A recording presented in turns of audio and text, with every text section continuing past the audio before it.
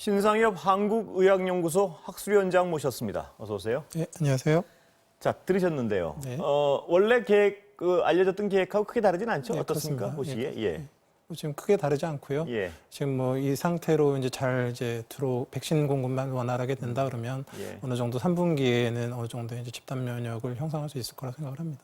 지금 11월에 집단 면역 형성하는 것이 목표죠? 네, 그렇습니다. 결국 물량이겠죠? 어떻습니까? 예, 그렇습니다. 지금 공급이 이제 가장 문제인데요. 뭐 일단 초도 물량은 이제 뭐 코백스 퍼실리티를 통해서 이제 화이자가 아마 이제 뭐 일정이 아마 내일 나오는 것 같고, 예.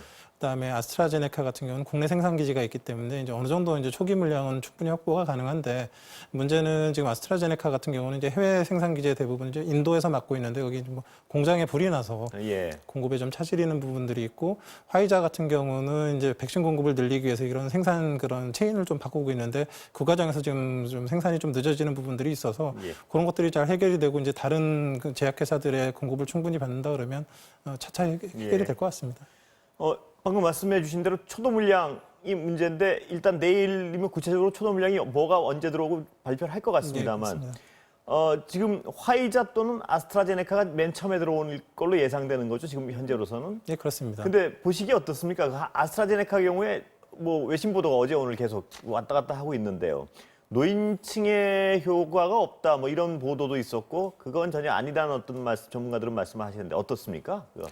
효과가 없다라기보다는 이제 근거가 충분하지는 못하다라는 예. 그런 이제 의미죠. 그러니까 이제 임상 시험을 할 때 이제 그 고령층이 적게 포함이 되는 그런 상황이기 때문에 그 아스트라제네카의 모든 효과를 이제 고령층도 같이 이제 똑같이 효과가 있느냐에 대해서는 조금 더 많은 숫자의 그 실험 숫자가 예. 들어갔으면 좋겠는데, 근데 그렇지를 못했기 때문에, 그럼에도 불구하고 지금 가지고 있는 자료만 가지고도 뭐 이미 영국에서는 승인이 났고, 뭐 다른 나라에서도 뭐 이제 고령층에서도 접종을 하고 있기 때문에, 일단 뭐 기존에 이제 우리나라에서 이제 검토를 통해 승인이 난다 그러면 뭐 고령층 접종 가능할 것 같습니다. 예. 다만 어떤 고령층의 경우에 충분한 임상 실험이 안 됐다 이런 얘기겠죠? 예, 그렇습니다. 그럼 우리는 예정대로 고령층에도 맞춰야 된다는 말씀이시죠? 위원장님 말씀은. 지금 이제 뭐 이미 많은 나라에서 이제 접종을 진행하면서 예. 거기에 대한 데이터가 쌓이고 있고요. 과거에 이제 승인하면서 우리나라의 승인 과정에서 그 여러 데이터를 다 살펴봐서 고령층에 접종하는 게 문제가 없다라는 승인이 난다 그러면 예. 당연히 국내에서 접종 가능합니다. 그렇다면 지금으로서는 예를 들어서 아스트라제네카는 젊은 사람들에 맞히고 뭐 화이자는 뭐 무슨 연령 이런 어떤 특수한 고려는 하지 않는다는 계획이죠, 지금 이 상태에서는? 지금 고려를 해야 될 부분들이 좀 있습니다. 이제 예. 어떤 게 있냐면, 지금 화이자나 모더나 백신은 이제 엄격한 콜드 체인의 유지가 필요하기 때문에 결국은 지금 구역마다 예방 접종 센터에서 접종을 하게 됩니다. 근데 고령의 어르신들, 특히 요양시설에 있는 이제 거동이 불편하신 예. 분들은 사실 그런 예방접종 센터로 가실 수는 없거든요. 예. 그렇기 때문에 결국은 이제 상온 보관이 가능한 백신을 가지고 가서 이제 출장 접종을 해야 되는 경우가 많기 때문에,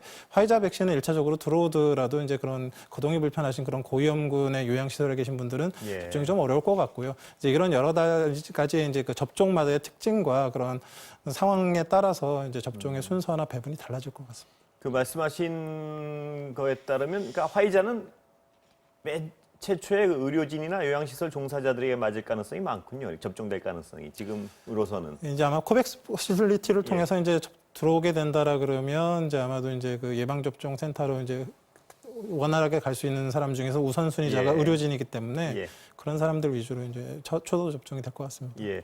저보다도 관심을 끌던데요. 이스라엘의 경우는 16세 이하도 백신 접종을 한다, 뭐 이런 보도가 있던데, 위원장님 생각이 어떠십니까? 이 16세 이하 아직 임상 자료가 없는 거죠, 그것도? 사실은 이제 저희가 보기엔 굉장히 위험한데요. 예. 사실 근데 이스라엘에서 그런 걸 해준다 그러면 또 반가운 부분도 있습니다. 예. 왜냐하면 그 결국 백신 접종할 때 이제 가장 최대 이슈는 소아청소년한테 안전하냐, 임산부한테 안전하냐, 예. 이제 이런 부분들인데, 이스라엘은 이미 벌써 전 국민 50% 이상이 접종을 한 상태입니다. 예. 그래서 남아 있는 이제 그런 연령대들이 이제 저연령체들하고 이미 임산부들도 이미 그 위험으로서 접종을 하고 있는 걸로 알고 있거든요. 그래서 임신부도 예, 접종하고 있습니까? 예, 예. 이스라엘 같은 경우에 이제 그런 군들에게 접종을 하게 되면 제대로 연구되지 못했던 부분들은 사실 국가 단위에서 예. 이제 연구 자료가 어차피 나오게 되고, 그거에 대한 그런 위험성이나 유효성이 확보가 되기 때문에 그런 걸 파악한 이후에 우리가 그 접종을 이제 저연령대도 고려할 수 있는 그런 예. 근거를 만들 수 있는 좋은 기회가 될 수는 있겠습니다. 그럼 이스라엘 진행 과정을 좀 지켜보고 우리도 고려할 수 있는 상황이 되겠군요. 뭐 예를 들어서 3분기 정도에는. 지금은 아무런 근거가 예. 없기 때문에 사실 승인을 받을 수가 없는 상황이고요. 예. 근데 이스라엘에서 만약에 그걸 진짜 국가 단위로 해서 충분한 결과가 나오게 된다 그러면 그 이후에는 사실은 어느 정도 근거를 확보할 수 있겠죠. 예. 그 부작용 문제. 그건 어떻습니까? 60대 환자가 미국에서 화이자 맞고 사망했다. 뭐 이런 어떤 소식은 앞으로도 종종 들려올 것 같은데요. 이게 이제 인과관계는 전혀 증명이 안 된 거죠. 역시 아직 백신과에. 이제 뭐 백신 접종 후 사망은 이게 단순한 시간적 선후 관계냐 인과관계가 예. 있느냐 없느냐가 이제 중요한데요. 사실은 이제 대부분의 백신, 뭐 독감 백신도 그렇고 지금 코로나 백신도 그렇고 경미한 뭐 이상 반응들은 많이 나타나지만 1차적으로 이제 중증의 이상 반응은 이제 사실 크게 두 가지밖에 없습니다. 예. 백신 접종에서 하나는 접종하자마자 보통 30분 이내에 나타나는 아나필락시스라는 예. 중증의 이제 면역 반응, 그러니까 알레르기 반응이 예. 나타나는 경우가 있고 또 하나는 접종 후에 항체가 생긴 이후에 그 항체가 우리 몸을 공격해서 무슨 신경계적인 부작용이나 합병증이 나타나는 경우가 있는데 사실 이제 코로나 백신도 이제 그런 류의 이제 그런 것들이 조금씩 나타나고 있는데요. 지금 하나 이제 조금 이제 유의해서 봐야 되는 부분들이 이 접종 특히나 2차 접종을 하고 항체가 빠르게 형성된 이후에 그 형성된 항체가 그 우리 몸의 뭐 혈액계나 아니면 다른 곳에 예. 이제 영향을 미쳐서 그 과거에 보통 백신에서 나타나지 않았던 새로운 합병증이나 후유증이 나타날 수 있는지를 좀 봐야 되는 부분들이 있어서 예. 그 면밀한 역학조사를 통해서 또 인간관계를 밝혀가면서 그 부분들은 앞으로 규명이 될 거라 생각을 합니다. 그 말씀하신 그 부분에 대한 임상적 확신을 갖는 데는 얼마나 걸릴까요? 지금 이제 전 세계적으로 이제 굉장히 많은 접종이 예. 되고 있기 때문에 과거에 이제 백신들보다 훨씬 더 빠르게 이제 파악할 수 있을 것 같고요. 특히 이스라엘 같이 이제 대규모 접종이 그 나라 단위로 많이 진행된 곳들 같은 경우는 좀 더 빨리 그런 데이터를 얻을 수 있을 것 같습니다. 예. 우리 이제 학기 시작되면요. 등교 문제가 좀 정리가 된 것 같은데 저학년은 매일 등교한다. 어떻게 보세요? 위원장님 보시기에는. 등교 자체에 어떤 뭐 걱정하는 분들도 계시고 한데. 이제 신종감염병이 이제 유행을 하게 됐을 때 이제 얼핏 생각하기에는 그냥 휴교를 하면 무조건 아이들이 안전해질 예. 거다라고 이제 생각을 하시는 분들이 많은데 사실은 휴교가 아이들한테 위험할 수도 있습니다. 예. 예를 들면 과거 메르스 같은 경우는 거의 대부분의 감염이 병원 안에서 일어났기 때문에 사실 집이 어찌 보면 학교가 가장 안전한 곳이었거든요. 근데 휴교를 해서 아이들을 그 가정으로 흩어놓게 되면 가장 고위험군이고 메르스에 위험했던 그 고령층의 어르신들이 아이를 돌봐야 되는 병원을 자주 다니는 예. 아이들을 돌봐야 되는 예. 그런 상황들이 벌어지기 때문에 좀 좋지가 않은 방식이었고 독감 같은 경우는 대부분 유행을 할 때 소아청소년 중심으로 대규모 집단 유행을 학교 중심으로 합니다. 이런 예. 경우는 그래서 신종플루는 1차적인 그런 방역 대책 중에 하나가 휴교가 되는 거고요. 그래서 예.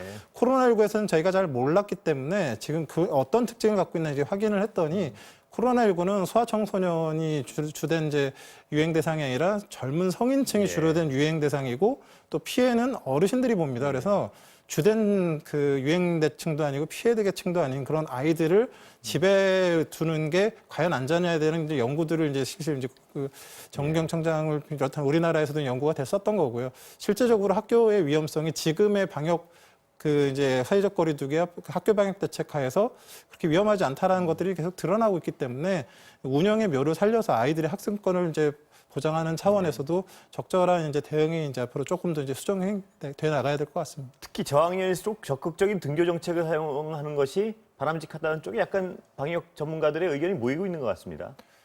뭐 방역적으로의 의미보다는요. 지금 초등학교 1, 2학년들이 지금 뭐 글도 제대로 못 읽고 이런 상황이 되면서 이제 너무 이제 예. 그 차이가 나다 보니까 사실 이제 일선에서의 이제 그런 교육학적인 부분에서 예. 문제가 좀 큰 것 같습니다. 교사들을 그러기 때문에 교사들을 백신 접종을 좀 더 약간 당겨야 된다 이런 주장도 있던데 거기에 대해서는 위원장님 어떻게 생각하세요? 한편으로는 일리가 있다고 예. 생각을 합니다. 이제 아이들은 사실 대부분 이제 무증상 감염 걸리더라도 무증상 감염이고 뭐 중증으로 진행하지가 않기 때문에 일단 이제 백신 접종이 가능한지 여부들을 확인한 다음에 이제 추후 접종을 해야 될 것 같고요. 결국은 아이들한테 이제 그 코로나 감염을 옮기는 것들은 대부분 어른들이기 예. 때문에 가정에 있는 모든 사람들은 이제 전 국민 백신으로 이제 진행을 할 거고, 근데 이제 아이들 같은 경우는 이제 학교에서 모여 있는 상황이기 때문에 선생님들한테 어느 정도 백신의 우선순위를 줄 수는 있는데 이 역시도 이제 좀 그 백신의 수급과 이제 진행 상황을 좀 봐야 될 것 같습니다. 예, 오늘 말씀 감사합니다. 여기까지 듣겠습니다. 네, 고맙습니다.